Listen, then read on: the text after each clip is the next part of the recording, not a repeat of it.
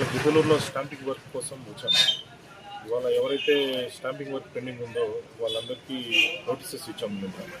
ఇవాళ వచ్చి వాళ్ళందరికీ స్టాంపింగ్ వర్క్ చేశాను. తర్వాత మధ్యాహ్నం నుంచి వర్క్ అయిన తర్వాత అంటే స్టాంపింగ్ వర్క్లో కూరగాయలు కిరాణా షాప్ని కవర్ చేసామన్నమాట. తర్వాత మధ్యాహ్నం నుంచి ఇట్లా ప్యాకేజ్డ్ కమోడిటీస్ గురించి ఇన్స్పెక్షన్స్ చేశాను. ఒక 5 కేసెస్ బుక్ చేశాము. 8,000 పెనాల్టీ కట్టించాము. ఎలక్ట్రికల్ షాప్స్, ఫ్యాన్సీ షాప్స్ పైన మొబైల్ షాప్స్ పైన ఇన్స్పెక్షన్స్ చేసి 5 కేసెస్ బుక్ చేయడం జరిగింది.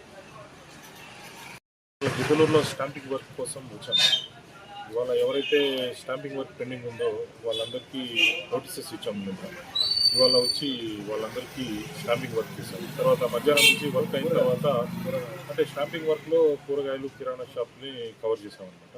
తర్వాత మధ్యాహ్నం నుంచి ఇట్లా ప్యాకేజ్డ్ కమోడిటీస్ గురించి ఇన్స్పెక్షన్స్ చేశాము. ఒక 5 కేసెస్ బుక్ చేశాము. 8,000